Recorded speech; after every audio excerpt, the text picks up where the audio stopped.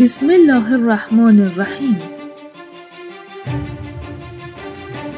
ترجمه فارسی بیان امام مهدی ناصر محمد الیمانی به تاریخ 2 مهر ماه سال 1402 هجری شمسی با عنوان دلیل گرمای آب و هوا. حق غالب و برتر است و چیزی بر او غالب نمی شود. بسم الله الرحمن الرحیم. خداوند یکتا و یگانه، خداوندی که قدرتی بی انتها و نامحدود دارد و نمی زاید و زاده نمی شود و هیچ چیز مانند و همکف او نیست. و صلوات و سلام بر محمد رسول الله، آخرین نبی و رسول الهی، و بر تمام انبیا و رسولان خداوند و پیروان دعوتشان، که همانا کلمه‌ای واحد در میان تمام بندگان خداست. لا اله الا الله وحده ولا شریک له، و ما همه او را عبادت می‌کنیم. و اما بعد، ای ملت‌های جهان، شما بشر هستید یا مانند گاو اهل اندیشه و تفکر نیستید؟ البته من به تمام کسانی که به عقلشان مانند یک انسان احترام می‌گذارند ادای احترام می‌کنم. در هر حال جن و انس هرگز هدایت نشده و نخواهند شد مگر آنان که از حواس و قلبی که خداوند به آنها عطا فرموده است استفاده کرده و به عظمت و بزرگی خداوندی بیندیشند که خالق آنهاست و به این فکر کنند دلیل و هدف آفرینششان و آفرینش تمام آنچه که در آسمانها و زمین در اطرافشان است چیست. به فرمان خداوند واحد قهار ما وارد دوران چالش‌های بزرگ کیهانی شده ایم. چالش‌هایی که نمی‌توانند آنها را مانند چالش فتنه موعظه و عبرت پنهانش کنند. در هر حال ای ملت‌های جهان، به فرمان خداوند آن چالش بزرگ از راه رسید. اگر راست می‌گویید چه کسی قادر است شما را از عذاب شدید خداوند نجات دهد؟ اگر الهه‌ای دارید که قادر است نشانه‌های عذاب کیهانی و کرونایی خداوند را از شما دور کند، الان وقت آن است که از آن یاری جویید. اگر راست می‌گویید پاک و منزه است خداوند از آنچه برایش شریک می‌گیرند. چقدر مشتاق و حریص هدایت مردم عالم بودم تا خداوند یکتا را بدون گرفتن شریک به وحدانیت عبادت کنند. مسلمانان سر باز زده و می‌خواهند کسی در پیشگاه خداوند شفیعشان باشد و ادعا می‌کنند محمد رسول الله در پیشگاه الهی شفیع آنان است. خداوند از شریکانی که برایش قائل می‌شوند منزه و پاک است. او بسی بالاتر و والاتر است. اما اکثر مردم عالم از ملحدان به خدا، اصحاب نظریه خشم طبیعت پیروی می‌کنند. خداوند از آنان خشمگین بوده و بر قلب‌هایشان مهر نهاده است و ایمان نمی‌آورند مگر با دیدن آن عذاب دردناک، مگر کسی که با توبه به سوی پروردگارش بازگردد و انابه کند تا قلبش هدایت شود که در این صورت خداوند را غفور و رحیم خواهد یافت. چگونه است که با به حاشیه راندن خشم الهی به اعتقاد خود خشم طبیعت را باور دارند؟ به خشم الهی اهمیتی نداده و اعمالی را مرتکب می‌شوند که غضب او را در پی دارند و آنان که به خشم طبیعت باور دارند خداوند را پشت سر انداخته و به او بی‌توجه هستند. انگار که خداوندی که آفریننده آنان و آسمان‌ها و زمین است و بر ملکوت آسمان‌ها و زمین سیطره دارد وجود ندارد و به خداوندی که پروردگار آسمان‌ها و زمین است هیچ توجهی نمی‌کنند. آنان نزد خدا خوار و حقیر و بسیار کوچک هستند. پاک و منزه است خداوند بزرگی که پروردگار آسمان‌ها و زمین و ما بین آنها و پروردگار عرش عظیم است. شما را چه می‌شود که عظمت خدا را باور نداشته و از آن ترسی ندارید؟ و اما نصارا با مبالغه در مورد مسیح عیسی ابن مریم که عبد و رسول خداوند است گفتند او پسر خداست، همانطور که یهود عامدانه مبالغه کردند و گفتند عزیر پسر خداست، و گروهی دیگر که مورد غضب الهی هستند گفتند همانا که مسیح عیسی ابن مریم خداست. خداوند بزرگ از این نسبتها پاک و منزه و بسی بالاتر و والاتر است. هیچ چیز قبل از او وجود ندارد. او صمد است. نمیزاید و زاده نمی شود و هیچ چیز مانند و همکف او نیست. پس چه کسی میتواند شما را از عذاب خداوند نجات دهد اگر راست میگویید؟ اصحاب نظریه خشم طبیعت نمیتوانند به شما کمک کنند و نه به خودشان یاری رسانند. خداوند به خاطر نفس خود و امرش به شدت خشمگین است و جز خداوند یار و یاوری برای خود پیدا نمی‌کنید. چقدر حریص و مشتاق هدایت کردن مردمان گمراه عالم بودم، همانانی که از کسانی پیروی می‌کنند که مورد غضب الهی قرار گرفتند.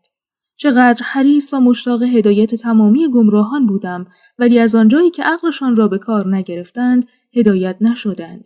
خداوند در مورد آنان فتوا داده است کسانی که از عقل خود استفاده نمی‌کنند تا در کلام خداوند در قرآن عظیم تدبر کنند و دریابند حقی است که از جانب پروردگارشان آمده است، لاجرم تنها با زبان عذاب به حقانیت آن پی میبرند. عذابی از جانب خداوندی که پروردگار آسمان‌ها و زمین و ما بین آنها و پروردگار عرش عظیم است. تصدیق فرموده خداوند تعالی: بسم الله الرحمن الرحیم وإن من قرية إلا نحن مهلكوها قبل يوم القيامة أو معذبوها عذابا شديدا كان ذلك في الكتاب مسطورا وما منعنا أن نرسل بالآيات إلا أن كذب بها الأولون وآتينا ثمود الناقة مبصرة فظلموا بها وما نرسل بالآيات إلا تخويفا صدق الله العظیم. ای مردم جهان، شما نزدیک شدن عذاب بسیار سهمگین خداوند سقر را حس می‌کنید و پیش از این به حق برایتان فتوا داده بودیم امسال سال 2023 وارد تابستان سقر شده اید و من از 19 سال قبل شب و روز در مورد عبور کوکب سقر به بشریت هشدار دادم. اما دعوت من تنها باعث فرار و الحاد بیشتر نسبت به وجود خداوند گردید. انگار امتهای عالم در این عصر مانند قوم نوح هستند که به عظمت الهی باور نداشته و از او نمی‌ترسند. به هر حال بعد از گذشتن تابستان گرم قطب شمال، ساکنان مناطق شمالی و جنوبی زمین همزمان و در آن واحد اعلان کردند که وارد دوره اعتدال شده‌اند. ساکنان نیمکره شمالی وارد اعتدال پاییزی و ساکنان نیمکره جنوبی وارد اعتدال بهاری. هیهات هیهات. در بیان قبلی پیش از این به شما فتوا داده بودیم که تابستان سقر در افق قاره قطب جنوب زمین طلوع کرده و فصل زمستان در این منطقه قطبی دور که بشر در آن ساکن نیست از بین رفته است. سپس با از بین رفتن زمستان در دیگر مناطق جنوبی برای کسانی که اخبار مربوط به آب و هوا را در قطب جنوب پیگیری می‌کنند روشن شد که زمستان در مناطق اطراف قطب جنوب نیز از بین رفته است. شاید متوجه خبر و این موضوع شوند. بعد از اعدام زمستان در قطب جنوب، این افراد در قطب جنوب منتظر کدام بهار هستند؟ آیا فکر نمی کنید؟ و این تابستان سقر است که به دو فصل معتدل، پاییز در سمت شمالی زمین و بهار در سمت جنوبی سیاره زمین یورش برده و تشخیصات پیشبینی علمی شما در مورد وضعیت آب و هوا را از کار خواهد انداخت و دانش شما را زیر و رو و نظام آن را برهم می‌زند تا اعتبار شما را نزد ملت‌های جهان از بین ببرد. حجت بالغه نزد خداوند است، ای بندگان فیزیک طبیعت. و خواهیم دید آیا فیزیک طبیعت که خداوند به عنوان رحمتی برایتان مقرر کرده است در مقابل قدرت خدا خضوع خواهد کرد و به شما مکر می‌زند تا با زیر و رو کردن دانشتان کاری کند که انگار هیچ علمی نداشته و چیزی نمی‌دانید. در هر صورت حال که تابستان سقر به فصول چهارگانه شما یورش برده است، این به معنای جنگ طوفان‌های آتشین است که به جنگل‌ها و خانه‌هایتان هجوم می‌برد و طغیان سیلاب‌های فراوان در زمان مناسبی که خداوند بخواهد رخ خواهد داد. آنان که با بارور کردن ابرها باران مصنوعی از آسمان فرو می‌ریختند کجا هستند تا جنگل‌های آتش گرفته را خاموش کنند اگر راست می‌گویید؟ الان وقت آن است که با باران مصنوعیشان از ابرهای آسمان عذاب سوختن جنگل‌ها را مهار و خاموش سازند اگر راست می‌گویند. الان وقت این کار است. تکرار کرده و می‌گویم از ابرهای آسمان باران نازل کنند تا آتش جنگل‌ها خاموش شود اگر راست می‌گویند. چقدر برای عقل مردم عرب متاسفم که چگونه شیاطین غیر عرب و عرب آن را بازیچه خود قرار دادند تا عقاید اساسی در آیات محکم قرآن را نابود کرده و به امری برعکس تحدی خداوند در آیات محکم کتابش باور داشته باشند. خداوند تعالی می‌فرماید: افرأیتم الماء الذی تشربون اانتم انزلتموه من المزن ام نحن المنزلون لو نشاء جعلناه اجاجا فلولا تشکرون. صدق الله العظیم.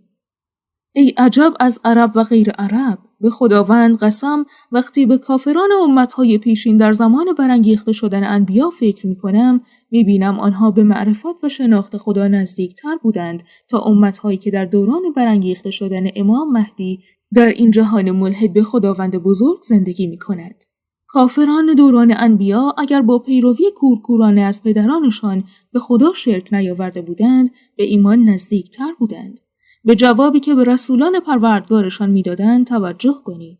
خداوند تعالی می‌فرماید: ولئن سألتهم من خلق السماوات والأرض لیقولن الله قل أفرأيتم ما تدعون من دون الله إن أرادني الله بضر هل هن كاشفات ضره أو أرادني برحمة هل هن ممسكات رحمته قل حسبي الله عليه يتوكل المتوكلون. صدق الله العظیم.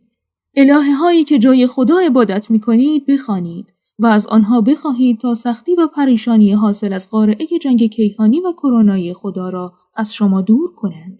اگر راست می گویید. شما وارد تابستان صغر شده اید و دیگر منتظر فصول چهارگانه معروف نباشید. تابستان صغر به فرمان الهی همه فصول از جمله زمستان قطب جنوب و زمستان در پیش رو را تحت شعاع قرار داده است. آیا گمان می‌کنید نمی‌دانم چه می‌گویم؟ ای عجب از تمام عرب‌ها و غیر عرب‌ها، چون عقل و منطق می‌گوید اگر ناصر محمد الیمانی واقعاً راست بگوید که سیاره زمین وارد منطقه آب و هوایی کوکب صغر شده است، حتماً فصول چهارگانه از بین می‌روند. شاید تعقل کنید. پروردگار من و پروردگار شما پاک و منزه است و حجت بالغه از آن خداوند است. به فرمان الهی آتش کوکب صغر فروزان خواهد شد و این رحمت الهی است، چرا که در معرض آتش صغر قرار گرفتن برای شما آسانتر از ورود به آن است. شاید متذکر شده و پند بگیرید و جهنم به فرمان خداوند خروش آتش و موج حرارتی بسیار شدید و لهیبش را به سمت زمین می‌فرستد. و لهیب و حرارت شدید کوکب صغر که در فواصل زمانی در آفاق زمین ظاهر شده و به سراغ بشریت می آید، در جهات چهارگانه جنوب و شمال و شرق و غرب منتشر می شود. تصدیق فرموده خداوند تعالی: اذا رأتهم من مکان بعید سمعوا لها تغیظا و زفیرا. صدق الله العظیم. و از آنجا که از فاصله دوری از سیاره زمین می‌گذرد و با زمین برخورد نمی‌کند، لذا دایره کوکب صغر را در هنگام طلوعش از دورترین نقطه جنوب شرقی تا دورترین نقطه جنوب غربی خواهید دید. این جرم آسمانی با زمین برخورد نمی‌کند، ولی در مقایسه با فضای کیهانی نزدیک به زمین است و در شب عبورش افق سیاره زمین را از 4 جهت می‌پوشاند و همچنین دود آشکار را خواهید دید که عذابی دردناک با خود دارد. پس منتظر و مراقب باشید که من هم همراه شما در انتظار هستم و میدانم و به خوبی آگاهم که چه میگویم.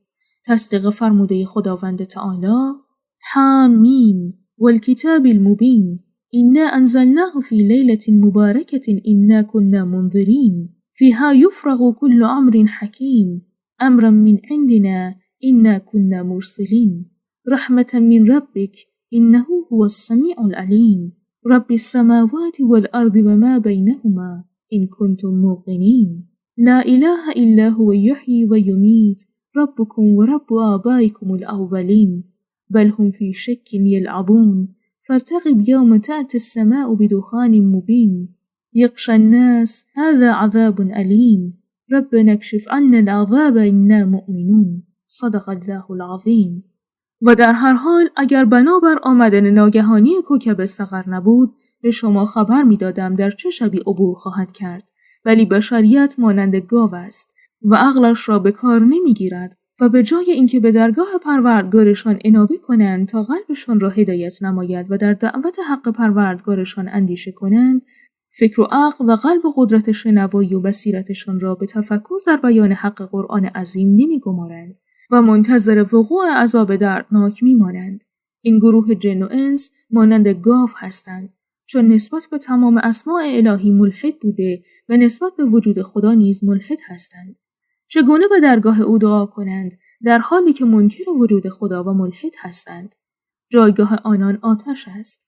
تصدیق فرموده خداوند تعالی: ولقد ذرأنا لجهنم كثيرا من الجن والإنس لهم قلوب لا يفقهون بها ولهم أعين لا يبصرون بها ولهم آذان لا يسمعون بها أولئك كالأنعام بل هم أضل أولئك هم الغافلون ولله الأسماء الحسنى فادعوه بها وذروا الذين يلحدون في أسمائه سيجزون ما كانوا يعملون وممن خلقنا أمة يهدون بالحق وبه يعدلون والذين كذبوا بآياتنا سنستدرجهم من حيث لا يعلمون وأملي لهم إن كيدي متين أولم يتفكروا ما بصاحبهم من جنة إن هو إلا نذير مبين أولم ينظروا في ملكوت السماوات والأرض وما خلق الله من شيء وأن عسى أن يكون قد اقترب أجلهم فبأي حديث بعده يؤمنون من يضلل الله فلا هادي له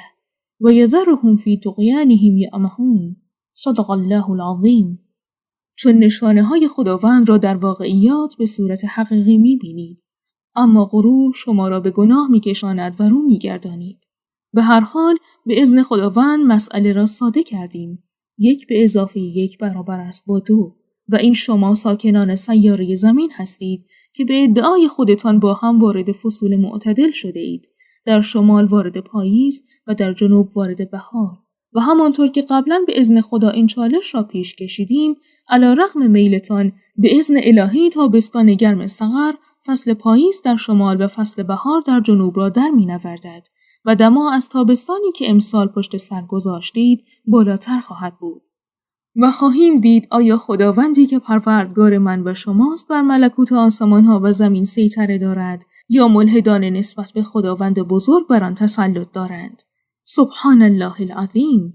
من تنها بشری هستم مانند شما، ولی خداوند مرا خلیفه خود بر سراسر عالم گردانیده است.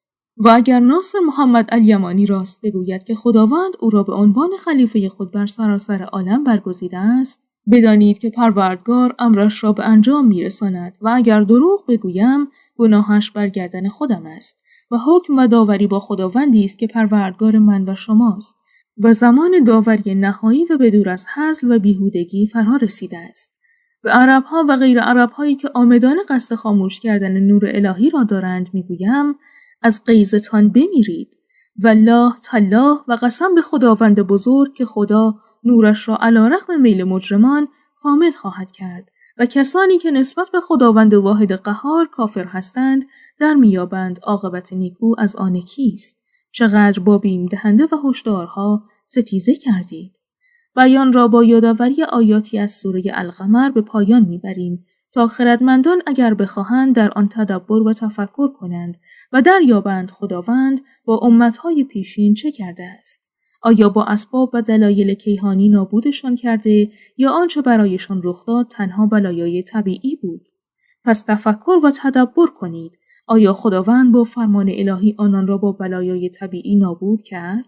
بلایای طبیعی سر خود رخ نمی‌دهند و تنها با فرمان خداوندی که بر ملکوت طبیعت سیطره دارد به وقوع می‌پیوندند. ای خردمندان، به این کلام توجه کنید و در آن بیندیشید. خداوند تعالی می‌فرماید: کذبت قبلهم قوم نوح فكذبوا عبدنا وقالوا مجنون وازدجر فدعا ربه انی مغلوب فانتصر ففتحنا أبواب السماء بماء منهمر وفجرنا الأرض عيونا فالتقى الماء على أمر قد قدر وحملناه على ذات الألواح ودسر تجري بأعيننا جزاء لمن كان كفر ولقد تركناها آية فهل من مدكر فكيف كان عذابي ونذر ولقد يسرنا القرآن للذكر فهل من مدكر كذبت عاد فكيف كان عذابي ونذر إنا أرسلنا عليهم ريحا صرصرا في يوم نحس مستمر تنزع الناس كأنهم أعجاز نخل منقعر فكيف كان عذابي ونذر ولقد يسرنا القرآن للذكر فهل من مدكر كذبت ثمود بالنذر فقالوا أبشرا منا واحدا نتبعه إنا إذا لفي ضلال وسعر ألقي الذكر عليه من بيننا بل هو كذاب أشر سيعلمون غدا من الكذاب الأشر إنا مرسل الناقة فتنة لهم فارتقبهم واستبر ونبئهم أن الماء قسمة بينهم كل شرب محتضر. فنادوا صاحبهم فتعاتى فعقر. فكيف كان عذابي ونذر؟ إنا أرسلنا عليهم صيحة واحدة فكانوا كهشيم المحتضر. ولقد يسرنا القرآن للذكر فهل من مدكر؟ كذبت قوم لوط بالنذر. إنا أرسلنا عليهم حاسبا إلا آل لوط نجيناهم بسحر. نعمة من عندنا كذلك نجزي من شكر. ولقد أنذرهم بطشتنا فتماروا بالنذر. ولقد راودوه عن ضيفه فتمسنا أعينهم فذوقوا عذابي ونذر. ولقد سبحهم بكرة عذاب مستقر فذوقوا عذابي ونذر. ولقد يسرنا القرآن للذكر فهل من مدكر؟ ولقد جاء آل فرعون النذر. كذبوا بآياتنا كلها فأخذناهم أخذ عزيز مقتدر. أكفاركم خير من أولئكم أم لكم براءة في الزبر؟ أم يقولون نحن جميع منتصر سيهزم الجمع ويولون الدبر. بل الساعة موعدهم والساعة أدهى وأمر. إن المجرمين في ضلال وسعر. يوم يسحبون في النار على وجوههم ذوقوا مس سقر. إنا كل شيء خلقناه بقدر. صدق الله العظيم. وسلام على المرسلين والحمد لله رب العالمين. خليفة الله الإمام المهدي ناصر محمد اليماني.